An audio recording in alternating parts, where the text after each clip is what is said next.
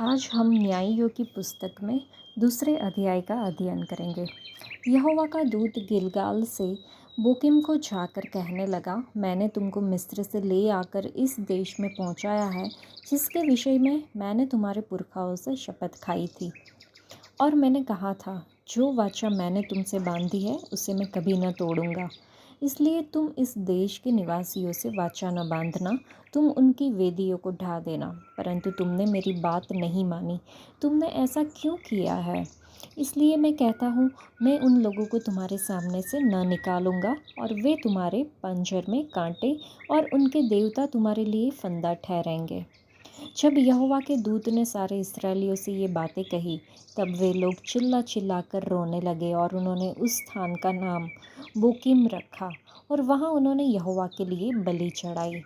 जब यहोशू ने लोगों को विदा किया था, तब इस्राएली देश को अपने अधिकार में कर लेने के लिए अपने अपने नीच भाग पर गए। और यहोशू के जीवन भर और उन वृद्धों के जीवन भर जो यहोशू के मरने के बाद जीवित रहे और देख चुके थे कि यहोवा ने इसराइल के लिए कैसे कैसे बड़े काम किए हैं, इसराइली लोग यहोवा की सेवा करते रहे। तब यहोवा का दास नून का पुत्र यहोशू 110 वर्ष का होकर मर गया, और उसको तिम्न थेरेस में, जो एप्रैम के पहाड़ी देश में गाश नामक पहाड़ के उत्तरी ओर है, उसी के भाग में मिट्टी दी गई। और उस पीढ़ी के सब लोग भी अपने अपने पितरों में मिल गए। तब उसके बाद जो दूसरी पीढ़ी हुई, उसके लोग न तो यहोवा को जानते थे और न उस काम को जो उसने इस्राएल के लिए किया था। इसलिए इस्राएली वह करने लगे जो यहोवा की दृष्टि में बुरा है, और बाल नामक देवताओं की उपासना करने लगे। वे अपने पूर्वजों के परमेश्वर यहोवा को, जो उन्हें मिस्र देश से निकाल लाया था, त्याग कर पराये देवताओं अर्थात आसपास के लोगों के देवताओं की उपासना करने लगे, और उन्हें दंडवत किया और यहोवा को रिस दिलाई। वे यहोवा को त्याग कर बाल देवताओं और अश्तोरेत देवियों की उपासना करने लगे। इसलिए यहोवा का कोप इस्राएलियों पर भड़क उठा, और उसने उनको लुटेरों के हाथ में कर दिया, जो उन्हें लूटने लगे। और उसने उनको चारों ओर के शत्रुओं के अधीन कर दिया, और वे फिर अपने शत्रुओं के सामने ठहर न सके। जहाँ कहीं वे बाहर जाते, वहाँ यहोवा का हाथ उनकी बुराई में लगा रहता था, जैसे यहोवा ने उनसे कहा था, वरन यहोवा ने शपथ भी खाई थी। इस प्रकार वे बड़े संकट में पड़ गए। तो भी यहोवा उनके लिए न्यायी ठहराता था, जो उन्हें लूटने वाले के हाथ से छुड़ाते थे। परंतु वे अपने न्यायियों की भी नहीं मानते थे, वरन व्यभिचारिन के समान पराये देवताओं के पीछे चलते और उन्हें दंडवत करते थे। उनके पूर्वज जो यहोवा की आज्ञाएं मानते थे, उनकी उस लीक को उन्होंने शीघ्र ही छोड़ दिया और उनके अनुसार न किया। जब जब यहोवा उनके लिए न्यायी को ठहराता, तब तब वह उस न्यायी के संग रहकर उसके जीवन भर उन्हें शत्रुओं के हाथ से छुड़ाता था, क्योंकि यहोवा उनका कराहना, जो अंधेर और उपद्रव करने वालों के कारण होता था, सुनकर दुखी था। परंतु जब न्यायी मर जाता, तब वे फिर पराये देवताओं के पीछे चलकर उनकी उपासना करते और उन्हें दंडवत करके अपने पुरखाओं से अधिक बिगड़ जाते थे, और अपने बुरे कामों और हठीली चाल को नहीं छोड़ते थे। इसलिए यहोवा का कोप इस्राएल पर भड़क उठा, और उसने कहा, इस जाति ने उस वाचा को जो मैंने उनके पूर्वजों से बांधी थी तोड़ दिया, और मेरी बात नहीं मानी। इस कारण जिन जातियों को यहोशू मरते समय छोड़ गया है, उनमें से मैं अब किसी को उनके सामने से न निकालूंगा, जिससे उनके द्वारा मैं इस्राएलियों की परीक्षा करूं कि जैसे उनके पूर्वज मेरे मार्ग पर चलते थे, वैसे ही ये भी चलेंगे कि नहीं। इसलिए यहोवा ने उन जातियों को एकाएक न निकाला, वरन रहने दिया, और उसने उन्हें यहोशू के हाथ में भी न सौंपा था। यहाँ पर हम देख सकते हैं कि प्रभु यहोवा के दूत को गिलगाल से बोचिम की ओर आते हुए देखते हैं। गिलगाल यहोशू और इस्राएलियों दोनों के लिए एक यादगार जगह थी। यहीं पर जोशुआ ने यरदन के पार उनके सुरक्षित मार्ग की स्मृति ने 12 पत्थर बनवाए थे। बोचिम न्यायाधीशों की बाइबल पुस्तक में वर्णित एक स्थान है, जो यरदन नदी के पश्चिम में स्थित था। उनके नाम का अर्थ है रोने वाले। परंतु अब स्वर्गदूत धन्य स्थान को छोड़कर रोने के स्थान पर आ गया, जो उनके पाप और अवज्ञा के कारण था।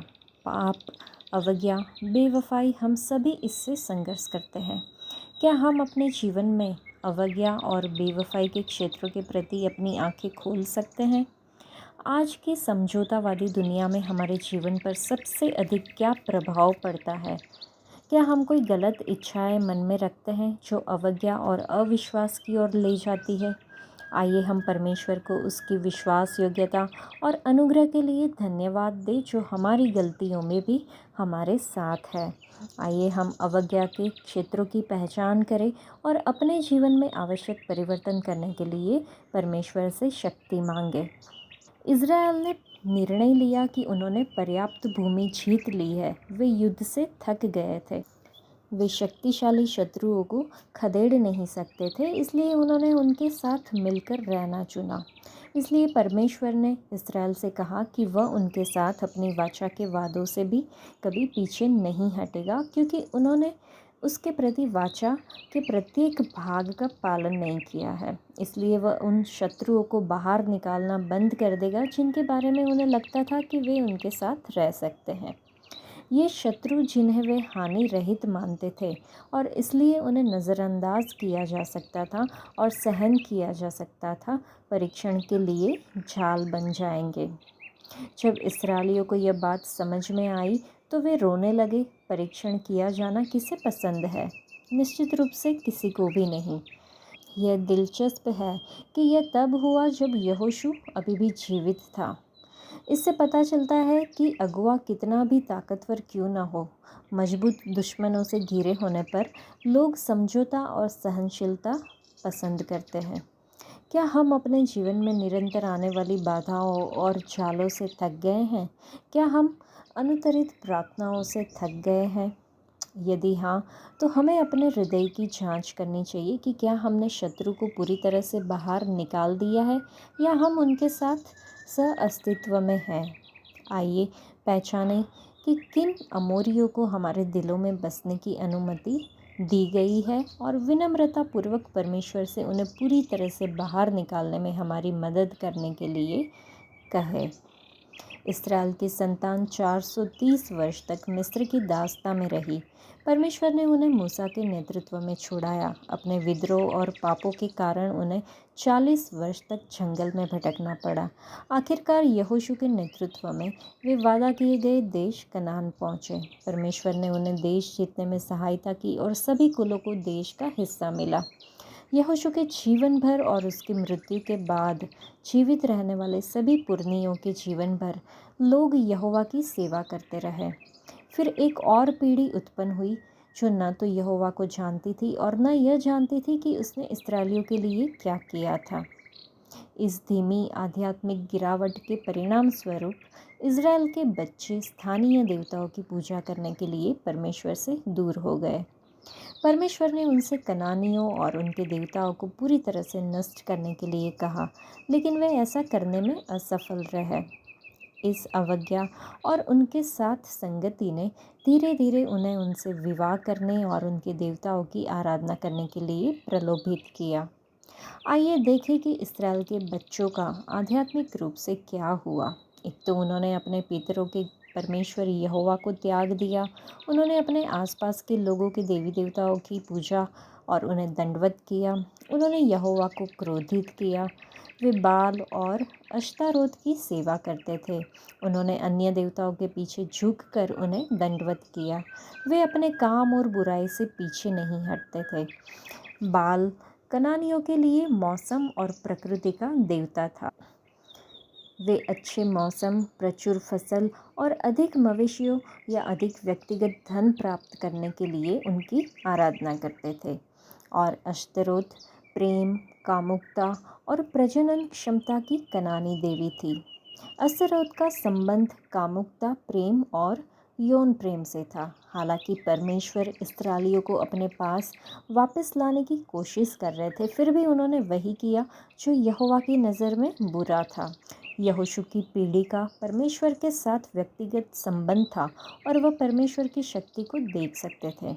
बाद की पीढ़ियों का परमेश्वर के साथ कोई व्यक्तिगत संबंध नहीं था और न ही उनकी शक्ति के बारे में कोई व्यक्तिगत जागरूकता थी। सच्चे मसीही जैविक रूप से एक पीढ़ी से दूसरी पीढ़ी तक पारित नहीं होता है। हर पीढ़ी और हर व्यक्ति को परमेश्वर के साथ व्यक्तिगत संबंध रखना चाहिए और अपने व्यक्तिगत जीवन में परमेश्वर का अनुभव करना चाहिए। मसीहियों की वर्तमान पीढ़ी की आध्यात्मिक स्थिति क्या है? क्या हम वर्तमान पीढ़ी को अपने आसपास के लोगों के साथ आध्यात्मिक रूप से समझौता करते हुए, उनके विश्वास और आचरण का पालन करते हुए और इस दुनिया के पीछे भागते हुए देख सकते हैं? मसीहियों की भावी पीढ़ियों की आध्यात्मिक स्थिति क्या हो सकती है? क्या हम परमेश्वर के वचन का अध्ययन करते हैं और उसका पालन करते हैं? हमारे सबसे करीबी दोस्त और सहयोगी कौन है? क्या वे परमेश्वर के प्रति धार्मिक है या संसार के प्रति ढले हुए हैं? हमारी पीढ़ी और आने वाली पीढ़ियों को यहोवा के करीब लाने में हमारी क्या भूमिका हो सकती है? यह सारी बातें हमें सोचनी होगी। था बाल और अस्तरोत प्रजनन देवता थे जिनकी पूजा में वेश्यावृत्ति और बच्चे की बलि शामिल थी। इस्राएल के बच्चों को वाचा की अवज्ञा के परिणामों का सामना करना पड़ा। उन्हें संकट और विपदा का भी सामना करना पड़ा। परमेश्वर ने इस्राएल को शक्तिशाली नेता दिए। लोग सैन्य नेता चाहते थे, वफादार आध्यात्मिक नेता नहीं चाहते थे। फिर भी जब वे गुलामी के कारण करा उठे तो परमेश्वर ने दया और चिंता के साथ प्रतिक्रिया व्यक्त की। पाप, दंड और मुक्ति के बीच का यह चक्र न्यायाधीशों की पुस्तक में देखा जाता है। जैसे ही इज़राइल ने अपनी भ्रष्ट भूख और जुनून को भोगने का फैसला किया, परमेश्वर ने उन्हें अपने पापों की शक्ति के तहत रहने की अनुमति दी और यह उनका विनाश और पतन हुआ। तो परमेश्वर के विरुद्ध विद्रोह करना परमेश्वर के क्रोध और न्याय को आकर्षित करता है। आइए हम परमेश्वर के प्रति सभी विद्रोहों पर पश्चाताप करें और उनकी कृपा सुरक्षा के लिए प्रार्थना करें। यह पुस्तक परमेश्वर के लोगों की पापपूर्णता और हमारे पापों के परिणाम स्वरूप हम सभी द्वारा अनुभव की जाने वाली पीड़ा को प्रकट करती है। इस पुस्तक में हमें पता चलता है कि इस्राएल और परमेश्वर ने पाप से कैसे निपटा। परमेश्वर के लोग अक्सर पाते हैं कि उनका कष्ट उनके पाप का परिणाम है और इसलिए वे कुछ समय के लिए परमेश्वर की ओर लौट जाते हैं। फिर अपेक्षाकृत कम समय में वे वापस पाप की ओर मुड़ने लगते हैं और ये चक्र जारी रहता है। पाप के चक्र को तोड़ने के लिए प्रभु यीशु मसीह को धन्यवाद। हम सब भेड़ बकरियों की तरह भटक गए थे। हम सभी पाप से बंधे हुए थे, लेकिन परमेश्वर ने पाप के चक्र को तोड़ने के लिए प्रभु यीशु मसीह को भेजा। उनके संपूर्ण जीवन, मृत्यु, पुनरुत्थान के माध्यम से हमें हमारे पापों से क्षमा किया जाता है और उनकी दृष्टि में हम न्याय संगत है। न्यायाधीशों की पुस्तक हमें उस व्यक्ति की लालसा देती है जो चक्र को रोकेगा, जिसके पास कोई पाप नहीं है, जो अंततः अपने लोगों को पाप से मुक्त करेगा।